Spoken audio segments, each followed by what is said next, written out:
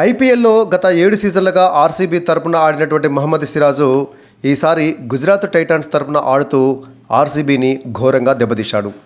సొంత మైదానంలో ఆర్సీబీ మరోసారి తడబడింది.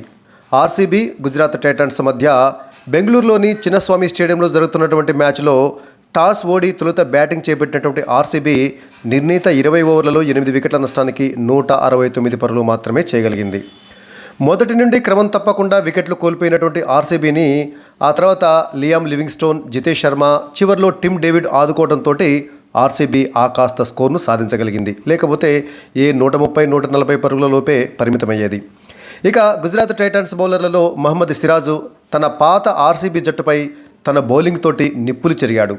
సిరాజ్తో పాటుగా సాయి కిషోర్, ప్రసిద్ధ్ కృష్ణ, అర్షద్ ఖాన్లు బౌలింగ్లో అద్భుతంగా రాణించడంతో ఆర్సీబీ ఒక దశలో 14.2 ఓవర్లలో 104 పరుగులకి 6 వికెట్లు కోల్పోయింది. అయితే చివర్లో లివింగ్స్టోన్, జితేష్ శర్మ, టిమ్ డేవిడ్ల చలవతోటి ఆర్సీబీ కాస్త గౌరవప్రదమైన స్కోర్ను సాధించగలిగింది. ఈ మ్యాచ్లో టాస్ గెలిచినటువంటి గుజరాత్ టైటన్స్ కెప్టెన్ శుభన్ గిల్ తొలుత బౌలింగ్ ఎంచుకున్నాడు.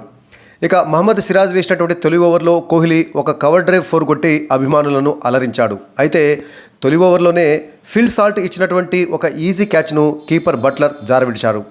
అర్షద్ ఖాన్ వేసినటువంటి 2వ ఓవర్లో భారీ షాట్ కొట్టినటువంటి కోహ్లీ ప్రసిద్ధ కృష్ణకు క్యాచ్ ఇచ్చి అవుట్ అయ్యాడు. సో 6 బాల్స్ ఎదుర్కొన్నటువంటి కోహ్లీ ఒక 4 తోటి కేవలం 7 పరుగులు మాత్రమే చేసి అవుట్ అయ్యాడు. అలా 8 పరుగులకే ఆర్సీబీ తన తొలి వికెట్ను కోల్పోయింది. ఇక ఆ మరుసటి ఓవర్లోనే ఆర్సీబీకి మరో షాక్ తగిలింది. సిరాజ్ వేసినటువంటి ఒక అద్భుత డెలివరీకి దేవదత్త పడిక్కల్ క్లీన్ బౌల్డ్ అయ్యాడు. 3 బంతులు ఎదుర్కొన్నటువంటి పడిక్కల్ కేవలం 4 పరుగులు మాత్రమే చేసి అవుట్ కావడం జరిగింది. అలా 13 పరుగుల వద్ద ఆర్సీబీ తన 2వ వికెట్ను కోల్పోయింది. ఇక సిరాజ్ వేసినటువంటి 5వ ఓవర్లోనే రన్అట్ ప్రమాదాన్ని తప్పించుకున్నటువంటి సాల్ట్ అదే ఓవర్లో 105 మీటర్ల భారీ 6 కొట్టాడు. కానీ ఆ మరుసటి బంతికే బౌల్డ్ అయ్యాడు ఫిల్ సాల్ట్. సిరాజ్ వేసినటువంటి నిప్పులు చెరిగేటటువంటి బాల్కు సాల్ట్ బలయ్యాడు. అలా 2 సార్లు అవుట్ అయ్యే ప్రమాదం నుంచి తప్పించుకున్నటువంటి సాల్ట్ దానిని ఉపయోగించుకోలేకపోయాడు. సో 13 బంతులు ఎదుర్కొన్నటువంటి ఫిల్ సాల్ట్ ఒక 4, ఒక 6 తోటి 14 పరుగులు మాత్రమే చేసి అవుట్ అయ్యాడు. అలా 35 పరుగులకే ఆర్సీబీ 3 వికెట్లను కోల్పోయి పీకల్లోతు కష్టాల్లో పడింది. 6 ఓవర్ల పవర్ ప్లే ముగిసేసరికల్లా ఆర్సీబీ 3 వికెట్ల నష్టానికి కేవలం 38 పరుగులు మాత్రమే చేసింది. ఇక ఆర్సీబీ కష్టాలు అంతటితోటి ఆగిపోలేదు.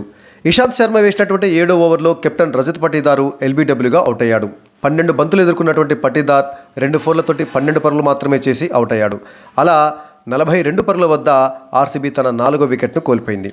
ఈ దశలో 5వ స్థానంలో బ్యాటింగ్కి వచ్చినటువంటి లివింగ్స్టోన్, 6వ స్థానంలో బ్యాటింగ్కి వచ్చిన జితేష్ శర్మ వీరిద్దరు కలిసి ఆర్సీబీని ఆదుకునే ప్రయత్నం చేశారు. లివింగ్స్టోన్ కాస్త ఆచితూచి ఆడితే జితేష్ శర్మ వేగంగా బ్యాటింగ్ చేశాడు. ఓవర్కు కనీసం ఒక బౌండరీతోటి స్కోర్ బోర్డును ముందుకు తీసుకువెళ్లారు. 10 ఓవర్లు ముగిసేసరికల్లా ఆర్సీబీ 4 వికెట్ల నష్టానికి 73 పరుగులు చేసింది. అంటే రన్ రేటు ఓవర్కి 7.3 చొప్పున ఉందన్నమాట. అయితే స్పిన్నర్ సాయి కిషోర్ వేసినటువంటి 13వ ఓవర్లో భారీ షాట్ కొట్టినటువంటి జితేష్ శర్మ రాహుల్ తెవాటియాకు క్యాచ్ ఇచ్చి అవుట్ అయ్యాడు. 21 బాల్స్ ఎదుర్కొన్నటువంటి జితేష్ శర్మ 4 ఫోర్లు, ఒక 6 తోటి 33 పరుగులు చేసి అవుట్ అయ్యాడు. అలా 94 పరుగుల వద్ద ఆర్సీబీ 5వ వికెట్ను కూడా కోల్పోయింది.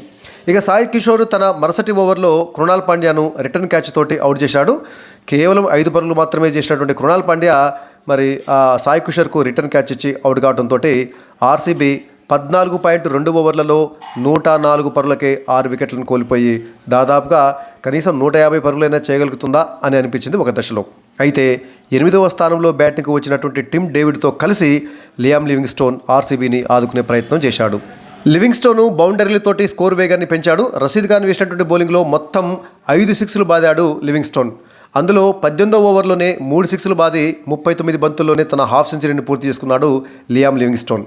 కానీ సిరాజ్ వేసినటువంటి 19వ ఓవర్లో కీపర్ బట్లర్కు క్యాచ్ ఇచ్చి లివింగ్స్టోన్ అవుట్ అయ్యాడు. ఇక చివర్లో టిమ్ డేవిడ్ బౌండరీలతోటి చెలరేగడంతో నిర్ణీత 20 ఓవర్లలో ఆర్సీబీ 8 వికెట్ల నష్టానికి 169 పరుగులు చేయగలిగింది. ప్రసిద్ధ కృష్ణ వేసినటువంటి ఇన్నింగ్స్ చివరి ఓవర్లో చివరి బంతికి టిమ్ డేవిడ్ బౌల్డ్ అయ్యాడు. సో దీంతో ఆర్సీబీ 169 పరుగుల వద్ద 8వ వికెట్ను కోల్పోయింది. మొత్తంగా టిమ్ డేవిడ్ 18 బంతులు ఎదుర్కొని 3 ఫోర్లు, 2 సిక్స్లతోటి 32 పరుగులు చేయడంతో ఆర్సీబీ 169 పరుగులు చేయగలిగింది. ఇక గుజరాత్ టైటాన్స్ బౌలర్లలో మహమ్మద్ సిరాజ్ అద్భుతంగా రాణించాడు. 4 ఓవర్లలో కేవలం 19 పరుగులు మాత్రమే ఇచ్చి 3 కీలక వికెట్లు పడగొట్టారు సిరాజ్. అంటే ఓవర్కి సగటున 4.8 చొప్పున పరుగులను కట్టడి చేయడమే కాకుండా 3 వికెట్లు తీసి సిరాజు తన పాత ఫ్రాంచైజీ పైన మరి ఒక రకంగా తనను ఆక్షన్లో తీసుకున్నందుకు పగ తీర్చుకున్నాడేమో అని అనిపించింది. తర్వాత స్పిన్నర్ సాయి కిషోర్ మరోసారి రాణించాడు. 4 ఓవర్లలో కేవలం 22 పరుగులు మాత్రమే ఇచ్చి 2 వికెట్లు తీసినటువంటి సాయి కిషోర్ ఓవర్కి సగటున 5.5 చొప్పున పరుగులు ఇచ్చాడు. ఇక ప్రసిద్ధ కృష్ణ కూడా పర్వాలేదు, 1 వికెటే తీసినప్పటికీ 4 ఓవర్లలో 26 పరుగులు మాత్రమే ఇచ్చాడు. అంటే ఓవర్కి సగటున 6.5 చొప్పున పరుగులు ఇవ్వడం జరిగింది ప్రసిద్ధ కృష్ణ. అర్షద్ ఖాన్ సైతము చక్కగా బౌలింగ్ వేశాడు. 2 ఓవర్లలో 17 పరుగులు ఇచ్చి 1 వికెట్ తీశాడు. దీంతో గుజరాత్ టైటాన్స్ బౌలర్లు అందరూ కూడా సమిష్టిగా రాణించడంతో మొత్తానికి ఆర్సీబీ బ్యాటర్ల యొక్క దూకుడుకు కళ్ళెం వేయడంతో ఆర్సీబీ 169 పరుగులకు పరిమితమైంది. 169 పరుగులు అంటే ప్రస్తుతం జరుగుతున్నటువంటి ఐపీఎల్లో ఒక రకంగా అది తక్కువ స్కోరే అని చెప్పాలి. మరి 170 పరుగుల విజయ లక్ష్యాన్ని గుజరాత్ టైటాన్స్ విజయవంతంగా ఛేదిస్తుందా లేదా అని చెప్పాలి. మ్యాచ్ మాత్రం రసవత్తరంగా సాగే అవకాశం ఉంది. మొత్తానికైతే 170 పరుగుల విజయ లక్ష్యం అనేది అంత కష్టసాధ్యమైనటువంటి లక్ష్యమేమీ కాదు. సో శుభ్మన్ గిల్ నేతృత్వంలో ఉన్నటువంటి గుజరాత్ టైటాన్స్ బ్యాటర్లు మరి ఏం చేస్తారో చూడాలి.